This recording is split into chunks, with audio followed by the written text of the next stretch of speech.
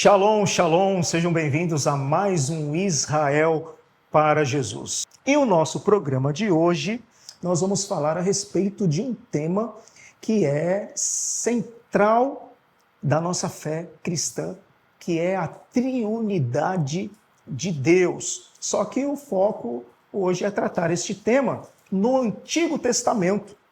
Exatamente, no Antigo Testamento. Muitas pessoas, sobretudo os judeus, pensam que esta é uma doutrina exclusivamente do Novo Testamento. É verdade que no Novo Testamento nós temos, de uma forma mais explícita, né, aí todo o desenvolver aí desta doutrina, mas ela tem as suas bases, né, no Antigo Testamento. Nós vamos verificar que nós vamos encontrar nos textos da Bíblia hebraica preciosidades, sobretudo no programa de hoje, na língua hebraica, que vai dar a base para esta doutrina tão importante para nós. E a gente vai verificar aí que existe uma palavra no hebraico que vai trazer aí estas explicações importantes nessa essência divina que é complexa, né? O Deus que é um, mas que ele subsiste em três pessoas. E para a gente fazer esse diálogo, esse bate-papo e nos aprofundarmos a respeito deste tema, agora sim eu apresento a Suzana. Seja bem-vinda, Suzana. Olá, obrigada. Eu me sinto muito bem-vinda. É um prazer estar aqui de volta, conhecer as novas instalações e passar esse tempo com vocês. A Suzana, ela é docente no Instituto Tzadik, na matéria de História e Costume de Israel, é nossa professora lá, e é escolhida aí para trazer estas curiosidades aí importantes do texto hebraico, que vai fundamentar e trazer base aí para este assunto tão importante para nós. Então, Suzana, começando aqui, já aqui no nosso programa, o Shema Israel, o Ouve Israel, é um resumo da declaração de fé judaica, certo? Podemos dizer aí que é o fundamento aí do monoteísmo judaico, né? Uhum. O Shema, ouve Israel, né? O Senhor nosso Deus é o único Senhor, ou o Senhor nosso Deus é um, né? Esse é o texto de Deuteronômio capítulo 6, verso 4. Mas não apenas para o judaísmo, como para nós também, né? Mas a gente vai verificar que para o termo um nós temos aí mais de uma palavra aí, né? Mas a palavra que está nesse texto aí de Deuteronômio 6,4, que fala um ou único, é errad. Eu queria que você começasse então dissecando um pouquinho mais o que significa este termo, que para nós é traduzido por um, mas que tem alguns elementos a mais aí interessante nessa palavra, né? O que vem a ser aí a palavra errad?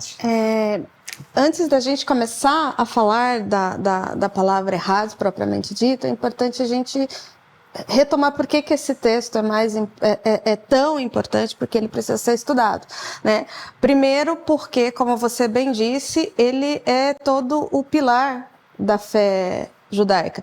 Mas isso não é só um consenso entre os judeus, isso foi uma coisa que foi Jesus que disse.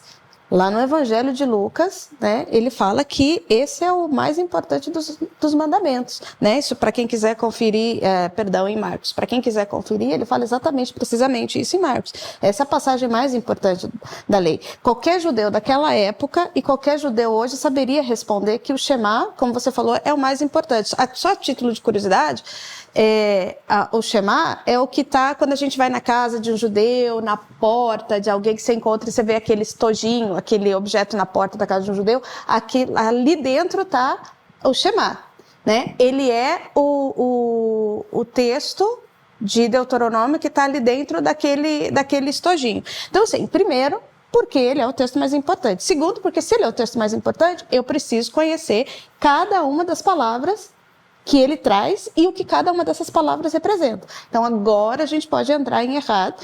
E, como você bem disse, existem duas palavras para explicar o que é errado, né?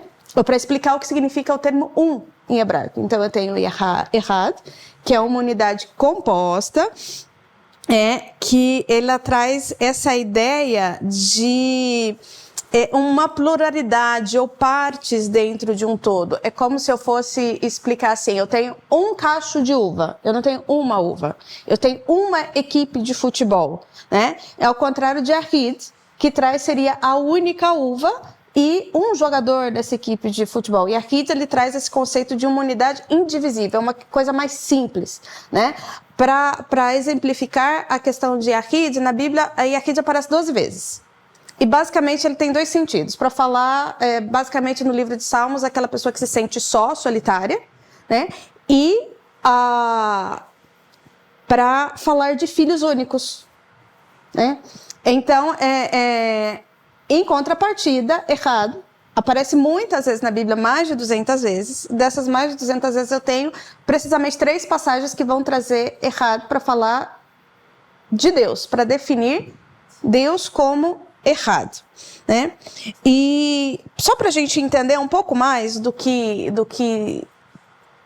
conceito bíblico de errado, eu trouxe até uma colinha aqui, né? Que é para trazer algumas passagens que vão apresentar errado dentro do sentido que essa palavra oferece para o texto bíblico.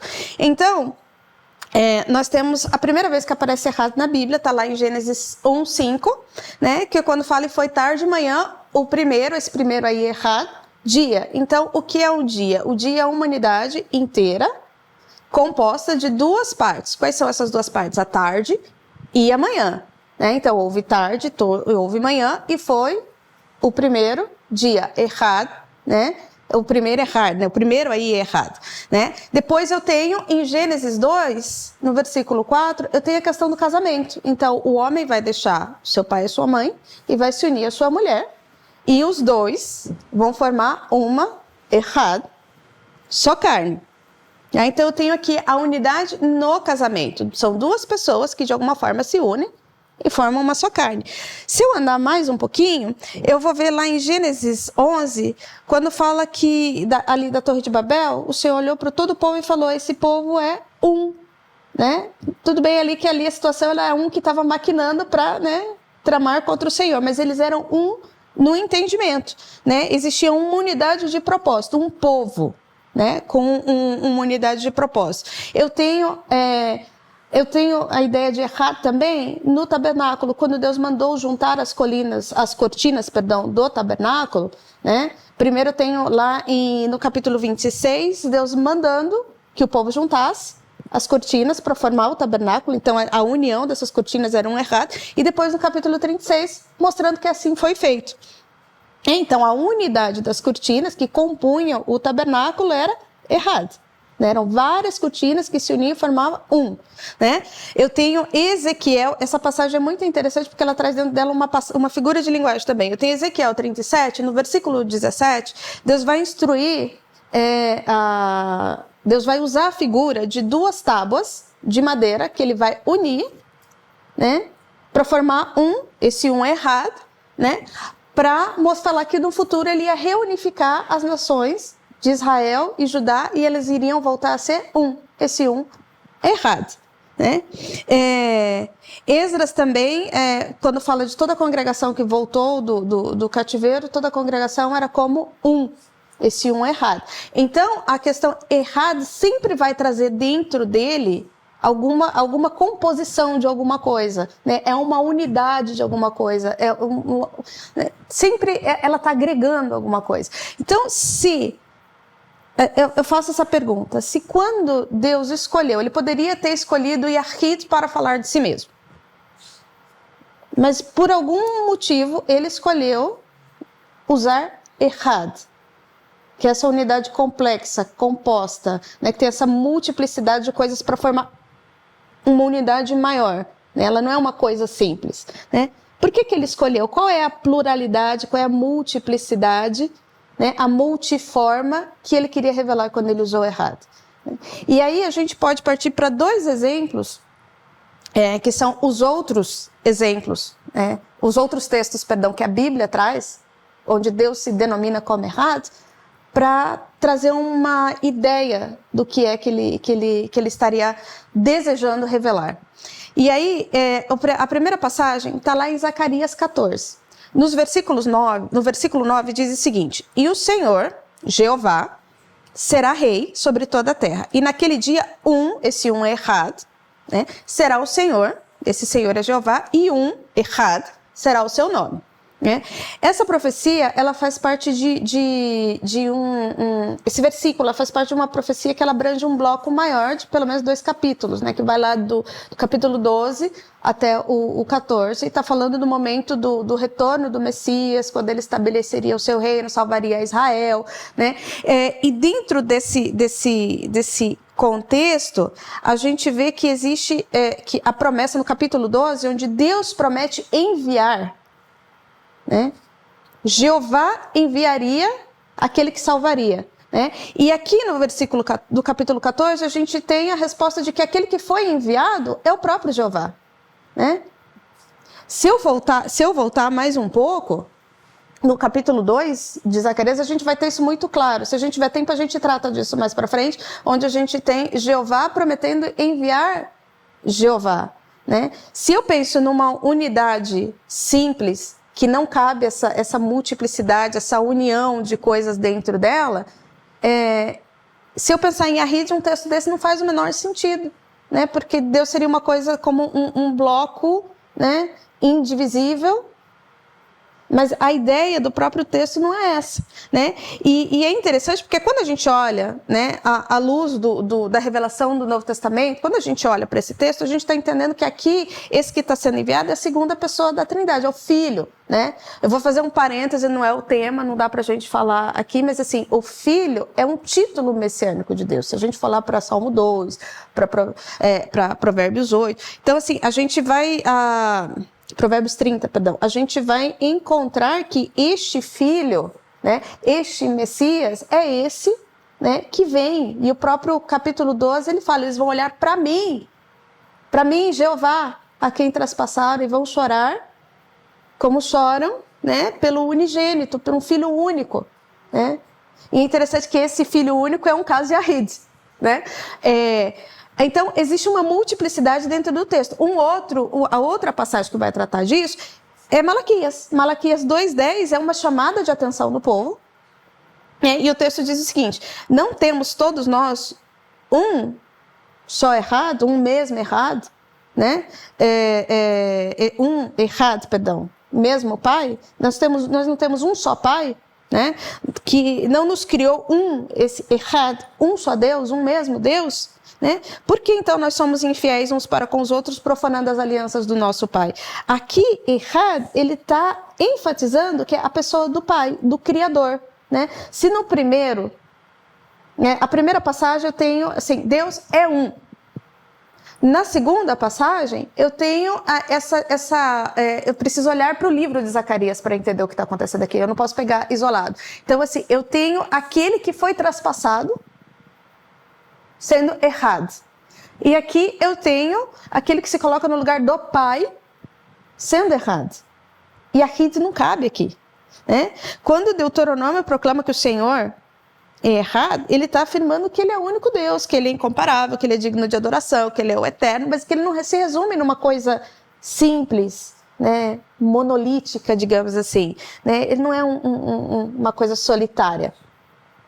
Deus, ele é complexo e ele é insondável. E Errad, ele tem muito mais a ver com essa complexidade da natureza de Deus do que um termo como Yahid. E o uso de Errad me permite chegar nessa conclusão dessa unidade perfeita, coesa, né, da subsistência da pluralidade de Deus, da multiforma graça de Deus, da múltipla manifestação de Deus, da subsistência de um Deus em várias pessoas. No caso, nós entendemos pela revelação bíblica que são 3. Então, Errad me permite esse entendimento desde ali de Deuteronômio. É interessante, então, que todas as vezes em que Deus é o sujeito e vai tratar ele como sendo é Errad, que é essa unidade composta, né? Sim. E aí a gente tem justamente esta outra palavra, Yahid, que também, em determinados casos não, também é traduzido por um ou único, né? Texto, por exemplo, de Juízes, de Jefté, quando vai falar que ele tinha a sua filha única, né, que vai ter todo aquele contexto lá de sacrifício, tudo, oferecer a Deus, vai falar que é sua única filha. E o texto ainda diz, né? Não tendo nem outro filho, nem outra filha. Ou seja, só uma exclusiva e ponto, né? Sim. Agora o seguinte, se então a gente tem Errad para unidade composta e Iahid para uma unidade absoluta... Sim, indivisível. Indivisível, que não é usado para Deus, por que então Maimônides, né, que depois de Moisés é o principal dos rabinos para os judeus, por que ele vai dizer então, contrariando ao que a própria Bíblia diz, que Deus é Iahid e não Errad? A gente nem vai ter tempo para falar, eu falei demais na primeira resposta, nem vou ter tempo para falar tudo que eu teria para falar sobre Maimônides, mas resumindo, Maimônides foi um importante sábio, estudioso, rabino da Idade Média. Sim, ele é inquestionável dentro da tradição judaica, no sentido do esforço que ele fez para entender a lei e o que ele representa. Mas quando eu olho para esse texto, eu preciso entender que a motivação de Maimônides para definir Deus como Iahid, ela estava muito clara. Né? E ela foi influenciada por todo o movimento da época dele. Então, eu posso dividir em 4 coisas, né? Resumidamente. Né? Dentro de todas as motivações teológicas e filosóficas dele. A primeira, que é a mais evidente, que é a mais clara e inclusive manifestada por ele, né? Que era exatamente para combater a teologia cristã da Trindade. Então, assim, ele via o cristianismo, a teologia cristã de Deus subsistindo em 3 pessoas como uma ameaça para o judaísmo.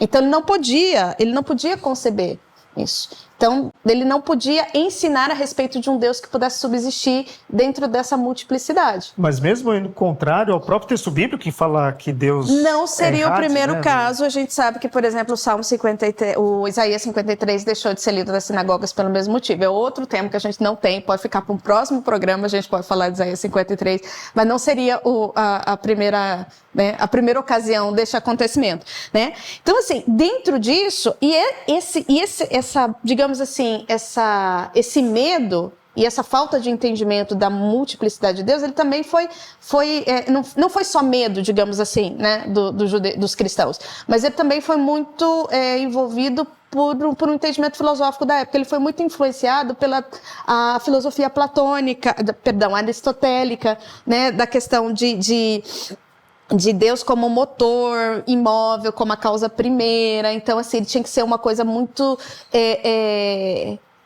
ali uma faísca inicial. Então, se Deus é múltiplo, tinha que ter alguma coisa mais simplificada anterior. Então, como não tem nada anterior a Deus, então Deus tem que ser essa faísca, esse motor inicial, essa coisa que dá origem a toda a sofisticação posterior. Então, esse entendimento de Deus como Iahid, ele parte, na minha opinião, primeiro, né, desse entendimento influenciado não pela Bíblia, mas pela filosofia grega, né, que culmina num medo, né, de que judeus pudessem ser influenciados por cristãos, né?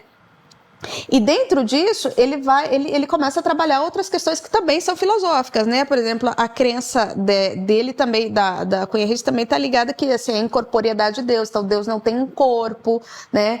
Quando se a gente tiver tempo, a gente pode falar mais para frente sobre a questão das manifestações corpóreas de Deus no Antigo Testamento. Está lá revelado, mas ele achava que Deus não tinha corpo. Que a transcendência de Deus significava que que nós não poderíamos compreender a Deus, o que também não faz sentido com Iahid, porque Iahid dá uma ideia muito simplificada. Errado é um contexto, traz uma ideia mais sofisticada, né? E por último, ele escolheu a dedo dizer que Deus era Iahid lá quando ele estabelece os 13 princípios, para poder passar a ideia dele, não a ideia bíblica.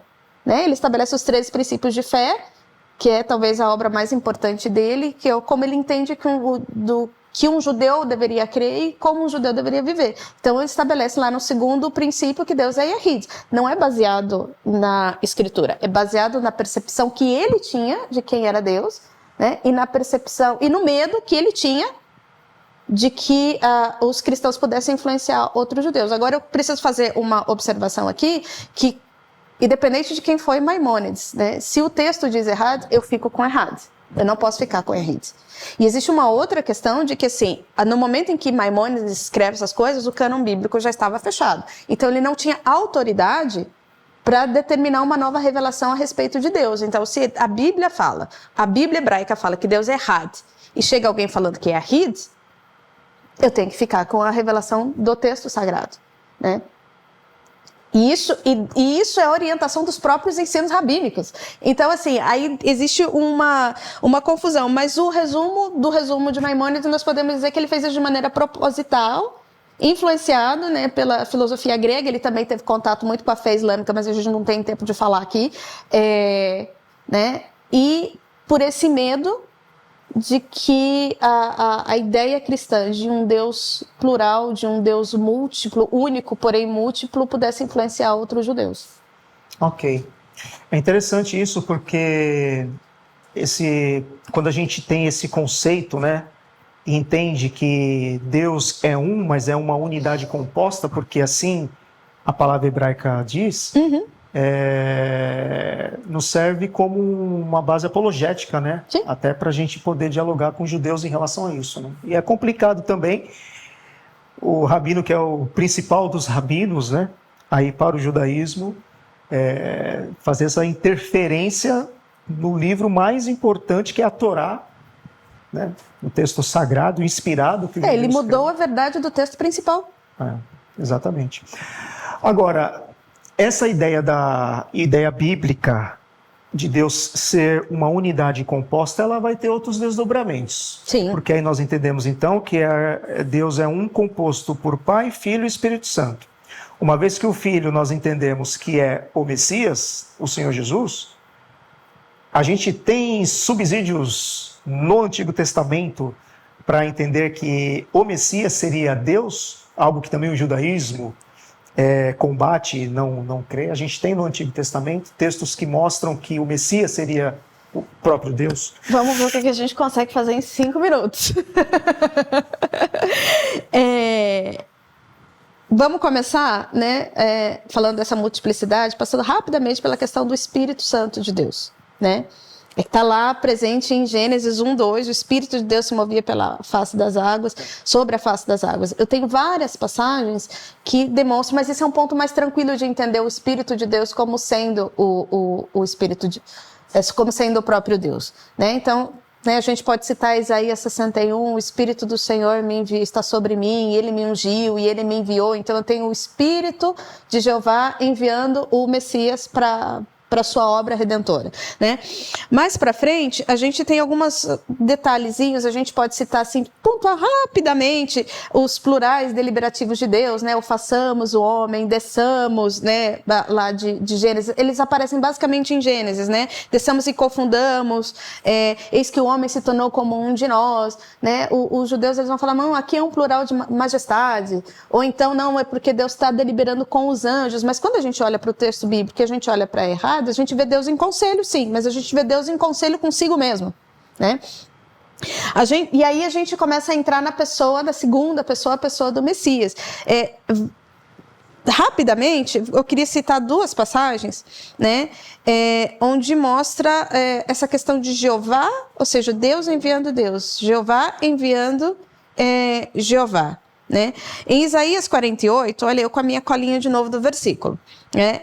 Temos uma declaração do Messias, né, preexistente ali, ele ainda não era o Messias encarnado, a gente tem a promessa, né? Chegai-vos a mim, ouvi isso, desde o princípio, eu nunca falei em segredo, desde que ela existe, ali estou, e agora o soberano, o Senhor, esse Senhor é Jeová, me enviou com o seu Espírito.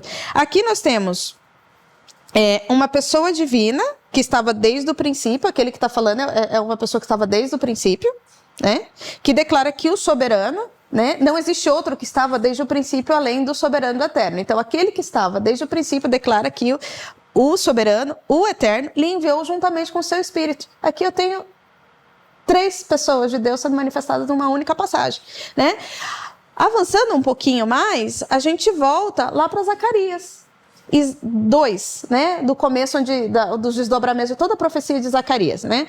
Zacarias 2, do 8 a 11, o que eu tenho? Eu tenho, porque assim diz o Senhor dos Exércitos, Jeová de Sabaoth.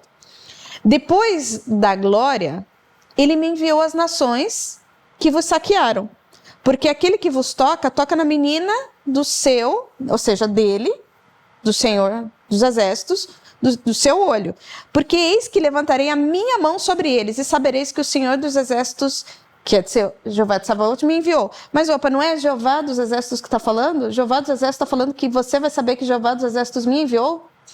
Você entende? Muitos se juntarão ao Senhor Jeová, naquele dia, e saberão, e serão o meu povo. E o Senhor habitará no meio de ti, e sabereis que o Senhor dos Exércitos me enviou. Então, eu tenho o Jeová dos Exércitos dizendo que foi enviado pelo Jeová dos Exércitos.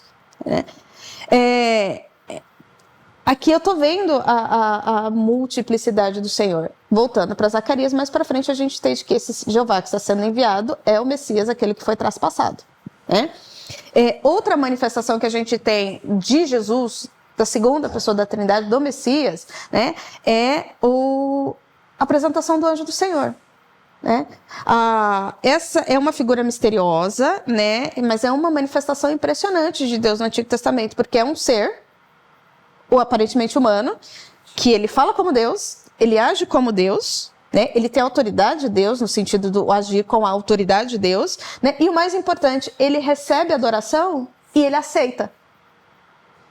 A gente tem exemplos nas escrituras de anjos que humanos tentaram adorar e eles falaram, não, eu sou conservo contigo. Para Daniel se prostrou com o rosto em terra, o anjo falou, não quero a sua adoração, eu não posso receber adoração.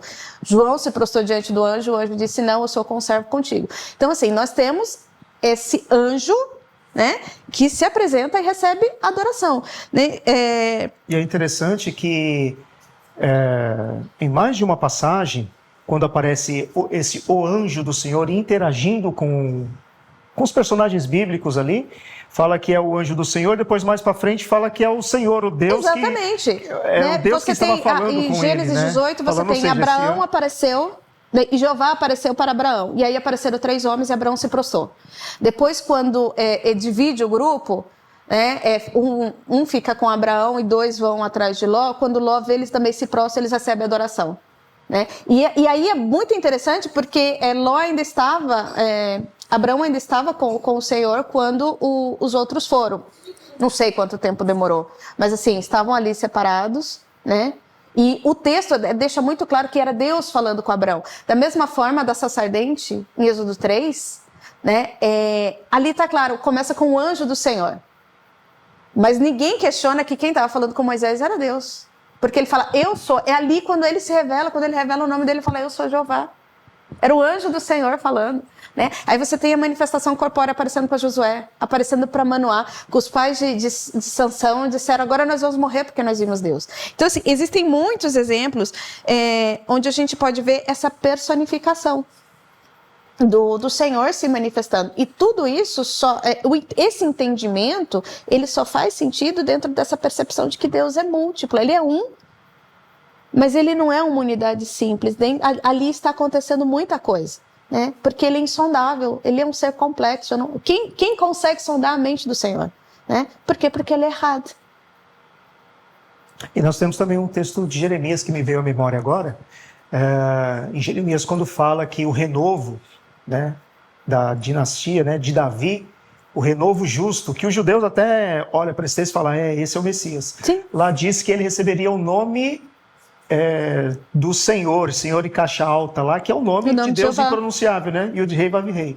Ora, para o Messias, um ser humano, receber o nome impronunciável de Deus, não pode ser um ser humano qualquer e não apenas um ser humano, senão o próprio Sim. Deus. Bom, esse é um assunto que nós temos aí muitos detalhes, muitas preciosidades dentro do texto do Antigo Testamento, também essas preciosidades do hebraico, da língua hebraica, que vai trazendo luz e vai explodindo de informação, e que é muito interessante, que a gente pode, de repente, dar continuidade nesse assunto num próximo programa. Eu agradeço aí pela sua presença, Suzana, obrigado por trazer para a gente aí essas questões complexas, a respeito do ser de Deus, mas que também, pela fé, podemos entender de maneira simples, Sim. Embora seja algo complexo, Obrigado mais uma vez. Eu que agradeço a oportunidade de estar aqui com você, com vocês, Muito obrigada por poder compartilhar um pouquinho da nossa fé no Senhor Jesus. Amém.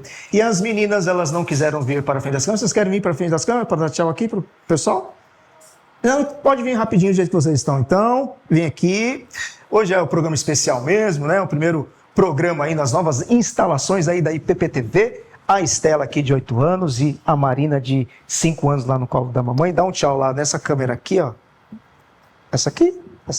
Para o pessoal. Então, nós queremos então encerrar mais um programa Israel para Jesus. Nós agradecemos vocês aí que estiveram presentes aqui até o final e nós nos encontramos no próximo programa. Deus os abençoe. Shalom, shalom.